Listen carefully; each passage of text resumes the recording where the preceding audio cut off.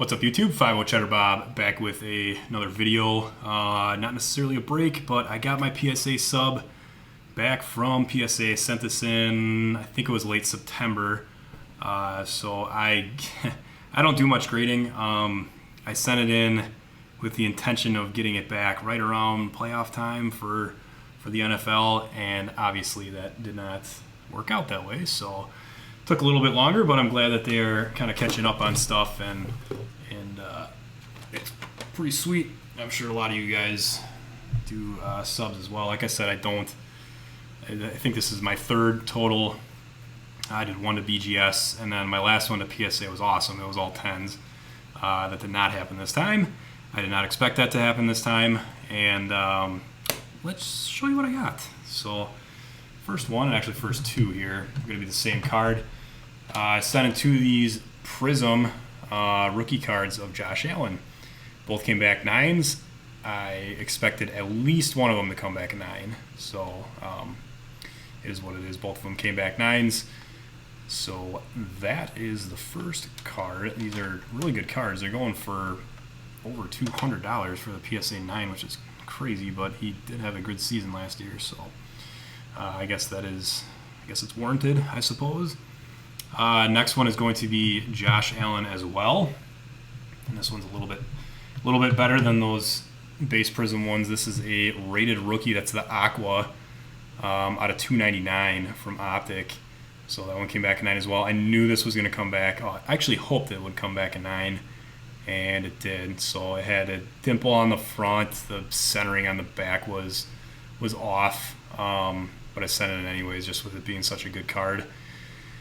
And with some people being pretty picky when it comes to these kind of cards if you sell them raw. So I figured I would get that one graded, and I did. Next one I pulled myself. I think I pulled that Josh Allen myself too a long time ago, but I pulled this from that crazy Mosaic hobby box that I opened right when the product came out. That one came back 810. That is the Patrick Mahomes Stairmasters insert. I just like the way that the insert looked, and figured, what the heck, let's send it in. I didn't see anything wrong with it, and neither did they. So anytime you get a Patrick Mahomes PSA 10, it's a good day. So that was very cool. Next card here I've had since 2003. It was sitting in a binder sleeve for all that time, and it came back a 9, and that's awesome. And I don't think the fact that it's not a 10 had anything to do with it sitting in the binder sleeve. I think it must have came out of the pack like that or whatever. So very cool. Similar to the Phillip Rivers Topps Chrome rookie that I sent in that came back at 10. That thing was sitting in a binder sleeve for how many years, and just kind of send it in and comes back with a perfect grade. So very happy with the 9. I will hang on to this for a long time, and hopefully LeBron stuff stays valuable. I don't see any reason why it wouldn't. So next up came out of that same Mosaic box as the Patrick Mahomes, and that is the Justin Herbert Silver Prism. That one came back a 9. I kind of expected that. The front was phenomenal. There was nothing wrong with the front. The back had some print lines.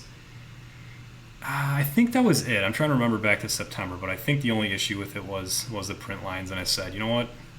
Let's send it in. Let's see how strict they are on the print lines. And not too bad. I'm happy with the 9. I will definitely take that. So very nice card. Then I have some PC items here. And these, again, I did not expect a gem mint. That is the blue Kyler Murray rated rookie out of Optic, and that one came back in 9. Super cool card. Those are out of 150, so very happy to have that. That one's sliding right into the PC. And same with this one, which is a hollow. That one I knew had some issues going in, came back a 9. I'm happy with the 9. So again, that's just a PC card. So very cool with that. Next three, kind of the same deal. We got some 10s coming up, so relax. Next three are all 9s, all Prisms. I was a little disappointed. I thought at least one of these, if not two of them, were going to come back 10s. So all 9s. And on that, like on that note, I'm actually kind of, it seems like they're grading a little bit tougher, and I'm actually okay with that. Like, if they're gonna get a little bit stricter on the grading, that's cool. That's gonna kind of boost the value of the PSA 10s and make there be less of them. And there's, in my opinion, I think there's way too many of them. I mean, if you're gonna grade something as, hey, this is gem mint, it's 10, you can't get a higher grade than that. It shouldn't be easy to get it, and it just seems like there's so many 10s out there of certain cards. So with flaws, with flaws to them. So I know they have their standards or whatever, but it still comes down to whatever grader is grading the cards, and then he or she makes that decision, that determination based off of what they feel. So sometimes they're sitting there like, it could be a 9, could be a 10. Let's go with this number. So it is what it is. It's very subjective, but still fun to do. So all right, the next 3 are all PC. This one came back at 9. That is the Purple Prism, Kyler Murray. I was really hoping this one was going to turn out a 10 because it's a very short print, the 75. That is a very nice card, and that one's staying with the PC. So I got the purple select. Cool card. Next one came back 810. That is the tricolor out of select. Tricolor Kyler. Yeah, nothing wrong with that one. I thought all these select ones I sent in were going to get 10, so the purple one not getting one, not the end of the world, but I thought those 3 were pretty much flawless, so very good. And then the last card is a little controversial, and so they messed up. And it is what it is, but this is the Kyler Murray. They have it labeled as red. That is a maroon.